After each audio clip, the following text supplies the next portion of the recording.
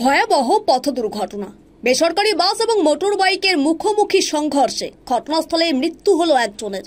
আশঙ্কাজনক একজন থাকায় দ্রুত তাকে জেলা হাসপাতালে স্থানান্তরিত করা হয়েছে বলে জানা যায়। মৃত ব্যক্তির নাম প্রকাশ বসাক, বয়স 41 এবং গুরুতর আহত ব্যক্তির নাম বুদ্ধদেব বসাক। দুজনের বাড়ি নাককাঠি গাছ গ্রাম পঞ্চায়েতের চামটা শিকারপুর এলাকায়। প্রকাশবাবু একটি বেসরকারি ব্যাংকে কর্মরত ছিলেন বলে জানা যায়। শনিবার রবিবার ছুটি রয়েছে তার। শুক্রবার রাতে বাড়ি ফিরে এসেছেন। শনিবার সকালে প্রতিবেশী যুবক বুদ্ধদেব বসাককে সঙ্গে নিয়ে মোটর সাইকেলে করে তুফানগঞ্জের দিকে আসছিলেন।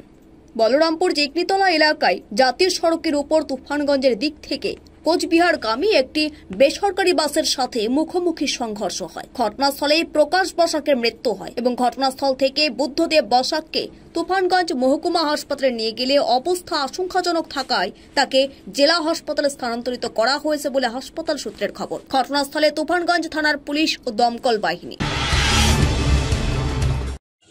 কি হয়েছিল দাদা ঘটনাটা? ওখান থেকে আসতেছিল এক বিশে তুফানগঞ্জ থেকে যাইতেছিল।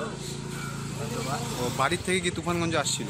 হ্যাঁ, বাড়ি থেকে তুফানগঞ্জে যাচ্ছিল।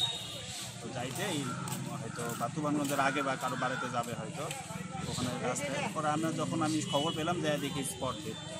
কিসের সাথে হয়? গাড়ির সঙ্গে একটা বাসের সঙ্গে। বাসের সঙ্গে?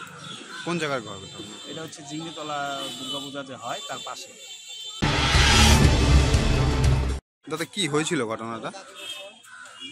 মানে সেটা হয়তো তুফানগঞ্জের দিকে আসতেছিল,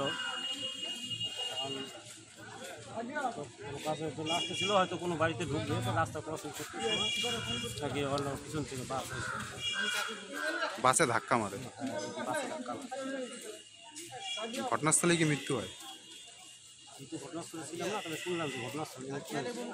আমি আসার পরে কজন ছিল বাইকে? দুইজন ছিল। দুইজন। একজনের মৃত্যু হয়েছে আর আরেকজনকে কুচবিহার নিয়ে এসে কুচবিহার রেফার করেছে। কুচবিহার। ওনারও শোনা যাচ্ছে ওনারও অবস্থা নাকি আশঙ্কাজনক খুবই। হ্যাঁ, ওনারও কি নাম ছিল ওই যে আহত? আহত ওনার নাম বুদ্ধদেব বসাক। যিনি মারা গিয়েছে? প্রকাশ চন্দ্র বসাক, সোনা বলে শোনা হয়েছে। বয়স কত? মানে 40-42। উনি কি করতেন আর কি? বন্ধন অফিসে কর্মরত ছিল, চাকরি। বন্ধন ব্যাংকে কাজ করতেন। স্টার সংবাদের বিশেষ প্রতিবেদন, কোচবিহার।